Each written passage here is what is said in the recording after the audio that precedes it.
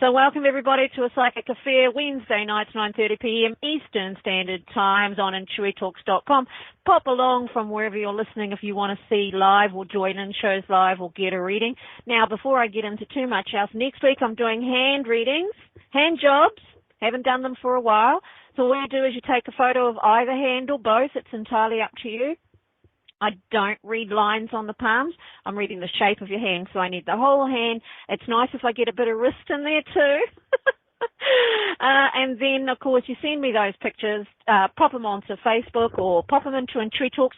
Now, I just want to say again, when you want to tag on IntuiTalks, it's exactly the same as tagging somebody on Facebook. You type the @ symbol and the person's name, you start it, and you'll get selections coming up. Wait a little bit for those selections to come up, and then, of course, you'll know it'll come up. I think it's in red when you get the right name. Once you reduce the choices, the more you type. If you just put @ and type it in just like Facebook, if you don't do it completely, or if it doesn't show you the options, doesn't end up doing the tag. So I thought I'd let you know, and then you can tag me for any pictures that you put in there, anything that you want me to look at. I will get notification, email notification of immediately, rather than you having to wait a few days or a bit longer while I wait to get my notifications, because I don't get them all the time. So that's what we're doing. Next week, hand reading, need a photo, left, right, or both. And so it's another fun show that we do here on IntuiTalks.com. Now, today, looking at food, what's that about? Basically, food psychometry, like flower psychometry, is about choice. It's describing by your choice of what your favorite food is today or this week, what you've chosen to give me, and the way you've chosen to present it. That is, the picture you've chosen tells the story itself.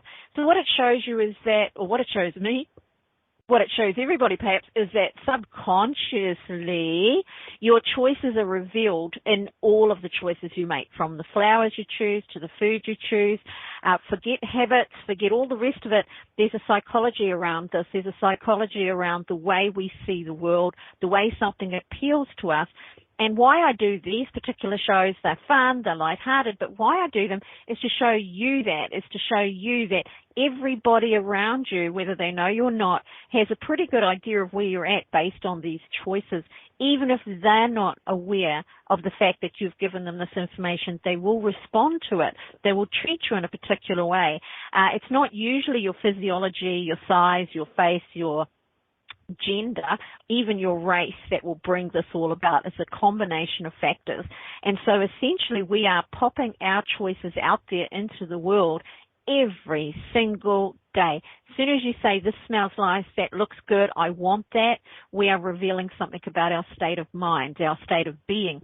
It's not a deep and meaningful, because it might be different next week, it might be different tomorrow. Yet other times, if we're making these same choices again and again and again, we're revealing something to other people. Now, our bodies are interacting all the time. Our bodies know stuff. Our bodies are pretty damn fine, actually. You can feel another person's heartbeat from 20 feet away. I mean, phenomenal stuff, right? If you have met a person and you've had a few minutes conversation with them, there are similarities in response. Actually, this is a wonderful little study that was done. They threw two men on a bench seat together. Men, because women bond quickly, men don't. In an art gallery, I believe it was. There was just nothing there for these two guys. And they said, we want you to talk for 20 minutes to half an hour. Just whatever you like, talk about whatever you like. After that period of time, they whipped them apart. They threw one into a room and they shone a torch, a light into the eye of the other one. And guess what?